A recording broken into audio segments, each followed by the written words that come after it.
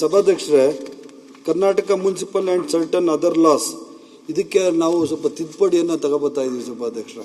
ಈಗ ಇಡೀ ರಾಜ್ಯದಲ್ಲಿರುವಂಥ ULBಗಳಲ್ಲಿ ಸಭಾಧ್ಯಕ್ಷರೇ, ಮುಂಚೆ ಟ್ಯಾಕ್ಸ್ ಅಂತ ಇತ್ತು ಸಭಾಧ್ಯಕ್ಷರೇ. ಆ ಟ್ಯಾಕ್ಸ್ ಅಂತ ಪದವನ್ನು ತೆಗೆದು ಈಗ ಶುಲ್ಕ ಅಂತ ನಿಗದಿ ಮಾಡ್ತಾ ಇದ್ವಿ ಸಭಾಧ್ಯಕ್ಷರೇ.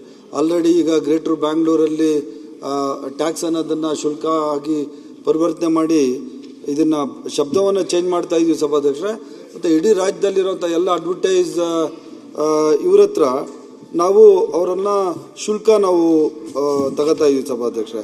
ಯಾಕಂದರೆ ಬಹಳಷ್ಟು ವರ್ಷಗಳಿಂದ ಸಭಾಧ್ಯಕ್ಷರೇ ಶುಲ್ಕ ಕಡ್ದೇ ಅವರು ಅಡ್ವರ್ಟೈಸ್ ಬೋರ್ಡ್ಗಳಾಗ್ತಾ ಇದ್ದಾರೆ. ಸರ್ಕಾರಕ್ಕೆ ಬಹಳಷ್ಟು ಲಾಸ್ ಆಗ್ತಾ ಇದೆ ಸಭಾಧ್ಯಕ್ಷರೇ. ಈ ಜಾಹೀರಾತುಗಳ ಮೇಲೆ ಶುಲ್ಕ ವಿಧಿಸ್ತೀವಿ ಮತ್ತು ಅದನ್ನು ಸಂಗ್ರಹಣೆ ಮಾಡಿ ಕೊಡ್ತೀವಿ ಸಭಾಧ್ಯಕ್ಷರೇ.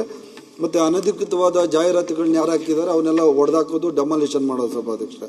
ಮತ್ತು ಹಾಗೆ ತಗೊಂಡು ಬಂದಂಥ ಶುಲ್ಕವನ್ನು ಲೋಕಲ್ ಬಾಡಿಗಳು ಕೊಟ್ಟು ಅವರಿಗೆ ಸಹಾಯ ಆಗಲಿ ಅಂತ ನಾವು ಈ ಶುಲ್ಕಗಳನ್ನ ವಿಧಿಸ್ತಾ ಇದ್ದೀವಿ ಸಭಾಧ್ಯಕ್ಷರೇ. ಮಾನ್ಯ ಸಭಾಧ್ಯಕ್ಷರೇ, ಇದು ತಾವು ಹೇಳ್ತೀರಾ, ಸಚಿವರು ಹೇಳಿದ್ರು ಗ್ರೇಟರ್ ಬ್ಯಾಂಗ್ಳೂರ್ ಅಥಾರಿಟಿಲಿ ಏನಿದೆ ಅದನ್ನು ಎಲ್ಲ ULBಗೂ ತರ್ತಾ ಇದ್ದೀವಿ ಅಂತ. It's a good, fair enough. ನಾವು ಟ್ಯಾಕ್ಸ್ ಬದಲು ಶುಲ್ಕ ಫೀ ಹಾಕ್ತೀವಿ ಅಂತ. ಈಗ ಯಾವುದೂ ಪರ್ಮಿಷನ್ ಇಲ್ದೇನೆ ಬರ್ತ್ಡೇ ಫ್ಲೆಕ್ಸು ಜಾಹೀರಾತು ಆಗ್ತಾರಲ್ಲ, ಅದಕ್ಕೆ ಏನ್ ಮಾಡ್ತೀರಾ?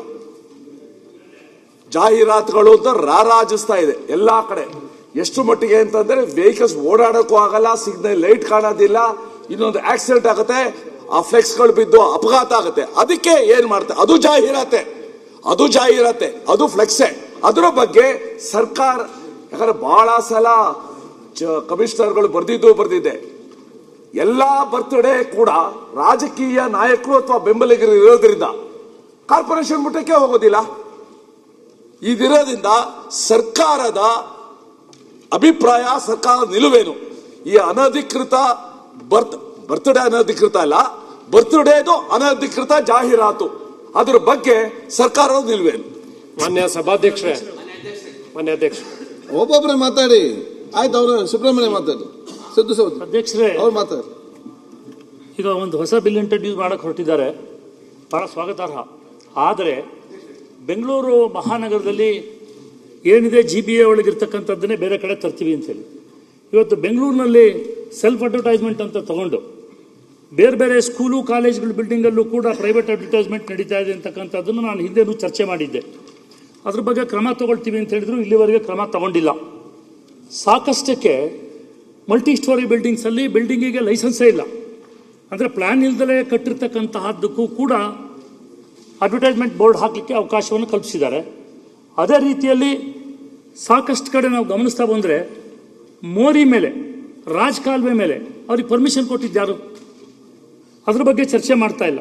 ಏನು ಮಾಡಬೇಕೀಗ? 40ರಿಂದ 50 ಕಿಲೋವ್ಯಾಟ್ ಇದು ಕಿಲೋವ್ಯಾಟ್ ಪವರ್ ಬೇಕಾಗುತ್ತೆ. ಮೋರಿ ಮೇಲ್ಗಡೆ ಇವರು ಯಾವ ಥರ ಪರ್ಮಿಷನ್, ಅದಕ್ಕೆ ಬೆಸ್ಕಾಂನವರು ಪರ್ಮಿಷನ್ ಕೊಡ್ತಾ ಇದ್ದಾರೆ. ಇದಕ್ಕೆಲ್ಲ ಒಂದು ಕಾನೂನು ಸರಿಯಾದಂಥ ರೀತಿಯಲ್ಲಿ ಮಾಡಬೇಕಲ್ಲ. ಬರೀ ಜಸ್ಟ್ ನಾವು ಕಾನೂನು ಹೇಳಿ ಯಾವ್ಯಾವ ಬಿಲ್ಡಿಂಗ್ಗಳಲ್ಲಿ ಟ್ಯಾಕ್ಸ್ ವಸೂಲಿ ಮಾಡಬೇಕಾಗಿತ್ತು ಆ ಟ್ಯಾಕ್ಸ್ಗಳನ್ನು, ಅಡ್ವರ್ಟೈಸ್ಮೆಂಟ್ ಟ್ಯಾಕ್ಸ್ಗಳು ಬರ್ತಾ ಇಲ್ಲ. ಇವತ್ತು ಹೇಳ್ತಾ ಇದ್ದಾರೆ ಫೀ ಹಾಕ್ತೀವಿ, ಇನ್ನೊಂದು ಮಾಡ್ತೀವಿ, ಬೇರೆ ಕಡೆ ತರಿಸ್ತೀವಿ ಅಂತ. ಇದು ಯಾವುದು ಇಲ್ಲಿರ್ತಕ್ಕಂಥದ್ದು ಕೂಡ ಇಂಪ್ಲಿಮೆಂಟೇಷನ್ ಆಗ್ತಾ ಇಲ್ಲ. ಆ ದೃಷ್ಟಿಯಿಂದ ಇವತ್ತು ಏನು GBA ವ್ಯಾಪ್ತಿಯಲ್ಲಿ ಕೊಟ್ಟಿದ್ದಾರೆ ಇದನ್ನೆಲ್ಲ ಪುನರ್ ಪರಿಶೀಲನೆ ಮಾಡಬೇಕು.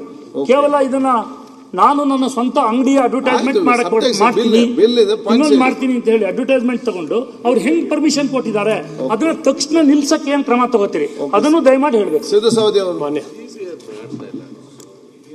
ಮಾನ್ಯ ಅಧ್ಯಕ್ಷರೇ, ಏನ್ ತಿದ್ದುಪಡಿ ಬಿಲ್ ಏನು ತರಾತಾರೆ ಇದನ್ನ ನಗರಸಭೆ ವ್ಯಾಪ್ತಿಯೊಳಗ, ಮಹಾನಗರ ಸಭೆಯೊಳಗ, ಈ ಬಿಲ್ಲಿನೊಳಗ ಏನ್ ಹೇಳ್ತಾರಂದ್ರ ಪ್ರೈವೇಟ್ ಬಿಲ್ಡಿಂಗ್ ಮೇಲೆ ನೀವು ಪ್ರದರ್ಶನ ಮಾಡಿರೂ ಸಹಿತ ಟ್ಯಾಕ್ಸ್ ನಗರಸಭೆ ಕಟ್ಟಬೇಕನ್ನುವಂಥದ್ದನ್ನು ತಂದಿದ್ದಾರೆ.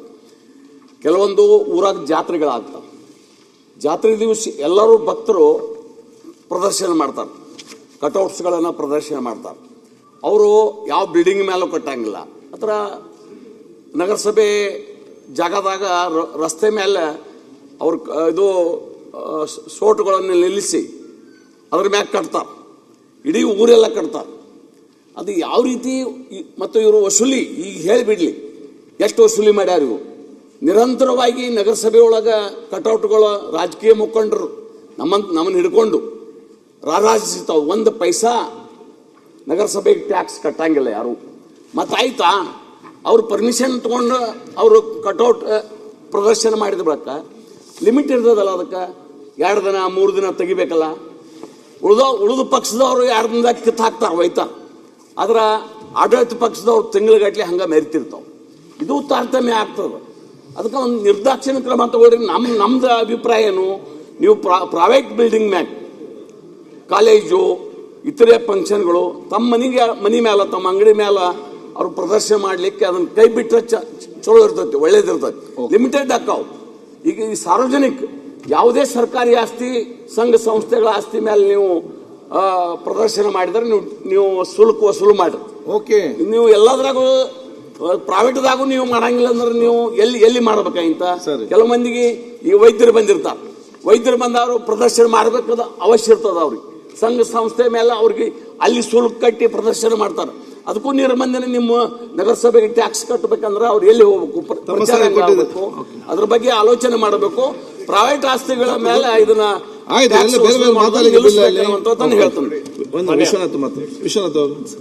ನಿರ್ಭೀತ, ನಿಷ್ಪಕ್ಷಪಾತ, ವಿಶ್ವಾಸಾರ್ಹ ಸುದ್ದಿಗಳಿಗೆ ಮತ್ತೊಂದು ಹೆಸರಾಗಿರುವ ನ್ಯೂಸ್ 18 ಕನ್ನಡ ಈಗ ಆಪ್ನಲ್ಲೂ ಲಭ್ಯವಿದೆ.